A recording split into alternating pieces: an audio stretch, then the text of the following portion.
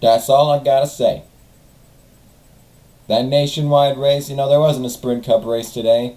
I usually do the Sprint Cup race review and like the Nationwide and Craftsman trucks take a side note, but this week there was only a nationwide race, and I wasn't planning on saying a word about it since there was only the nationwide race. Obviously, there would be a lot of Sprint Cup drivers in it, because then they wouldn't have to worry about going from California to Arkansas, to name an example, in the course of one day, because occasionally that's how it happens.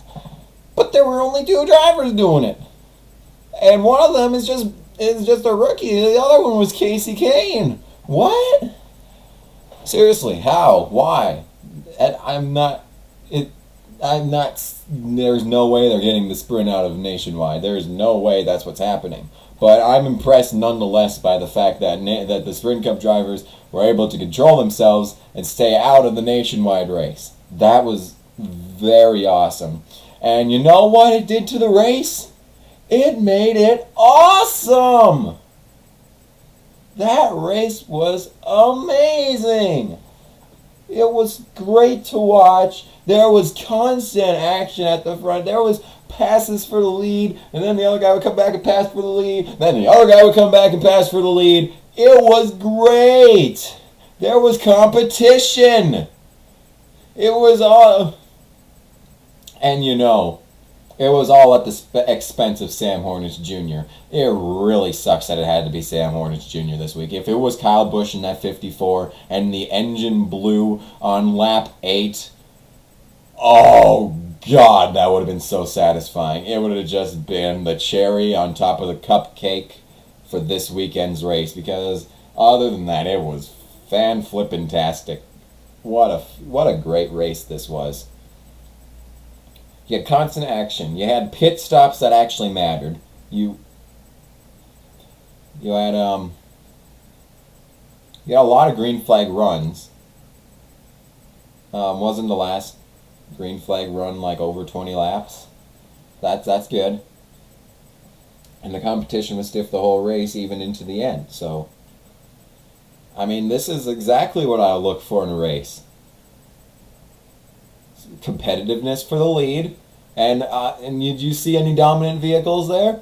Well, the top 2 drivers were dominant vehicles, but a dominant vehicle is defined. The dominant vehicle is defined as the one car that's better than every other, and there were 2 cars this time. And you know what that made for? An exciting race at the front. When is there an exciting race at the front? Name one Sprint Cup race besides that one at Richmond, like after the one at Richmond where there was like 10 laps of constant action, and then what's his fucking face, Joey fucking Logano was in it, or was it Jeff Gordon? It was one of them 2 douchebags, and they went on to like win the race by 5 seconds. But for those like couple of 10 laps there, there were 4 cars in the mix there. I mean, if you can name any race besides that one since then that parallels in competitiveness at the front of the track, then, because I've watched every race except for the one that got rained out into Monday and Sonoma. Those were the ones that I missed.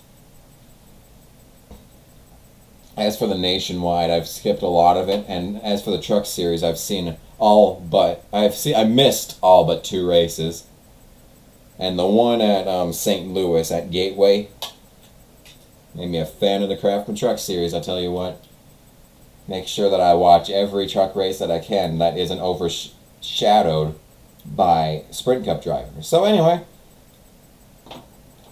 Gateway was fantastic. If you haven't, I don't care if it's already happened.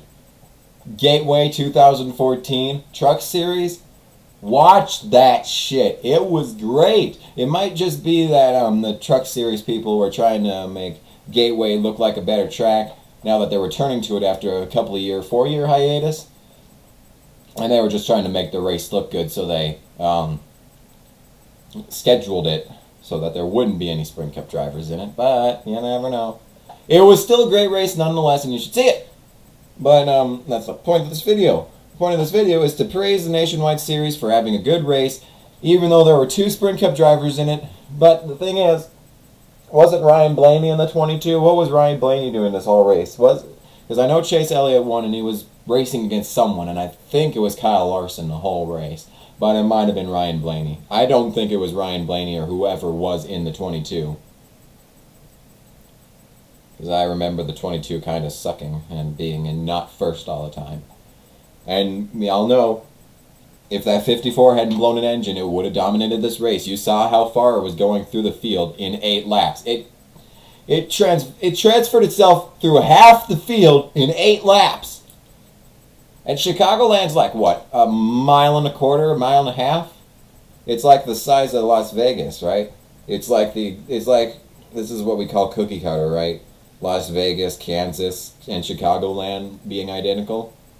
Just fucking siblings of each other, you know? Anyway, yeah, we all know if the 54 hadn't blown an engine, it would have dominated the race.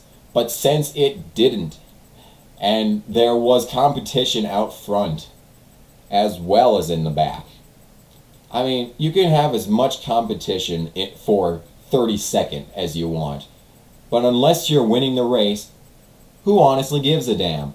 The drivers probably don't. They're like, oh, hey, we got 32nd. Great weekend, guys. Wow. Nice job. Just think, if we'd pushed it just a little harder, we'd have gotten 33rd. I mean, not 31st. Man, what a productive weekend. Yeah. They're not saying that. When they're out front, they're like, oh, hell yeah, we won the race. It's like, damn, why didn't we win? We got second. What the fuck is this shit? And, you know, if you tighten up the points, like I always say, it's going to make people wanting the win even more. There's going to be bumping and shoving and excitement just like this race all season. So thank you all so much for watching. We'll be back next weekend at Brickyard. Brickyard! Tell you what about Brickyard. It's pretty lame. Yeah. It's only famous because of Indy cars, man. You know, if it weren't for Indy cars, then, well, the Sprint Cup would definitely not be at Brickyard ever. So, why am I still recording? Bye.